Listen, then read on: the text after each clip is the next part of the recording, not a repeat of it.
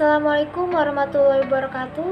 Perkenalkan, nama saya Maulida Nur Kamal Khalid. Saya perwakilan dari kelompok 4, kelas 10 IPA 1. Di sini saya akan mempresentasikan tentang apa sih itu Sangiran. Nah, pertama-tama saya akan menjelaskan tentang sejarah manusia purba Sangiran. Situs manusia purba Sangiran merupakan salah satu warisan dunia yang ditetapkan oleh UNESCO pada tanggal 6 Desember 1996. Situs ini ada di Provinsi Jawa Tengah yang meliputi 2 kabupaten, yaitu Kabupaten Serangan dan Kabupaten Karanganyar. Luas situs Sangiran yang diakui oleh UNESCO adalah 56 km sebagai daerah cagar budaya. Pada tahun 1977 di situs Sangiran didirikan sebuah museum dengan nama Museum Prasejarah Sangiran. Sebelum Museum Prasejarah Sangiran berdiri, semua fosil ditempatkan di rumah kepala desa Kerikilan kala itu, yang bernama Toto Marsono. Karena rumah Toto Marsono sudah tidak muat, maka didirikanlah sebuah museum prasejarah Sangiran. Museum ini didirikan dengan tema apresiasi sejarah peradaban manusia. Awal dikenalnya Sangiran oleh dunia adalah dengan kedatangan para peneliti asing yang pada masa itu Indonesia masih dijajah oleh Belanda. Salah satu peneliti yang bernama Eugen Dubus pernah datang meneliti di Sangiran, tapi hasilnya tidak sesuai dengan harapan, dan kemudian ia memutuskan untuk memindahkan lokasi penelitiannya. Pada tahun 1891, Dubus menemukan fosil Pithecanthropus erectus di Trinil Ngawi. Salah satu peneliti yang datang meneliti di Sangiran adalah von Koenigswald yang menemukan fosil Homo erectus serta berbagai fosil binatang. Dari berbagai penelitian tersebut disimpulkan bahwa persebaran Homo erectus di Jawa berada di daerah Trinil, Sambung Macan, Mojokerto, dan Ngandong. Manusia purba telah punah yang diperkirakan karena hujan meteorit, letusan gunung berapi, dan perubahan lingkungan yang drastis.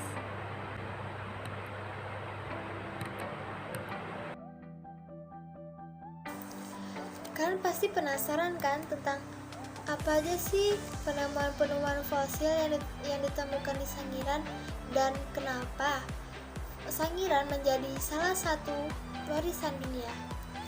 Ahli paleontologi dunia tentu tak akan ragu sedikit pun ketika menyimpulkan Pulau Jawa ialah salah satu tempat tinggal bagi spesies manusia yang paling awal di dunia.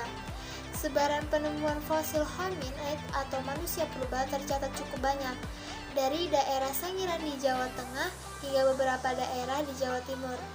Boleh dikata bagaikan tambang bagi penemuan fosil.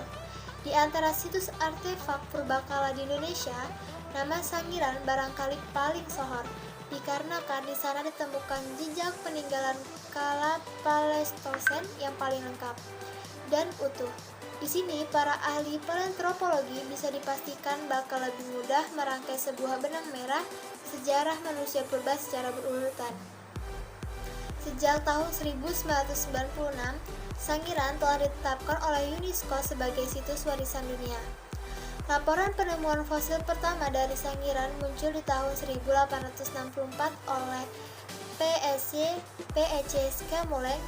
Skemuling menemukan fosil vertebrata. Di tahun 1932, pemetaan geologi di kawasan Sangiran juga dilakukan oleh LJC van Es. 2 tahun kemudian, GHR von Koenigswald juga melakukan eksplorasi di sana. Koenigswald berhasil menemukan fosil hominid pada kisaran 1936 dan hingga tahun 1941. Ia terlihat semakin intensif melakukan eksplorasinya. Dari Sangiran pula lah sejumlah fosil Homo erectus semakin banyak ditemukan. Seperti diketahui, Charles Darwin tahun 1809 sampai 1882 menulis buku berjudul The Origin of the Species tahun 1859 dan The Descent of Man tahun 1871. Melalui karya itu, ia memaparkan teori evolusi. Menurutnya, semua jenis makhluk hidup yang ada sekarang, termasuk manusia, berasal dari satu jenis makhluk bersel satu. Melalui mekanisme seleksi alam, Lambat laun berkembanglah beraneka ragam jenis makhluk hidup. Binatang paling maju ialah sejenis kera, mengalami proses survival of the fittest, sedikit demi sedikit mengalami perubahan dan loncatan. Perubahan secara gradual ini pada akhirnya mencapai fase kesempurnaannya dan muncullah spesies Homo sapiens atau manusia modern. Sayangnya, Darwin ketika itu belum menemukan bukti teoritisnya. Saat itu belum ditemukan fosil hominid yang menunjukkan evolusi ke arah spesies Homo sapiens.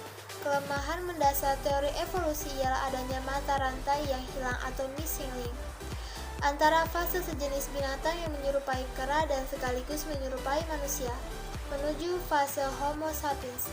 Demikianlah kesimpulan sementara perihal asal-usul Homo erectus dan Homo sapiens. Sebuah interpretasi ilmiah berbasis validasi temuan fosil ini sejalan dengan asumsi yang pernah diandaikan oleh Charles Darwin.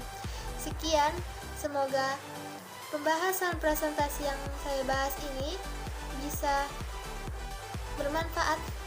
Sekian, terima kasih. Assalamualaikum warahmatullahi wabarakatuh.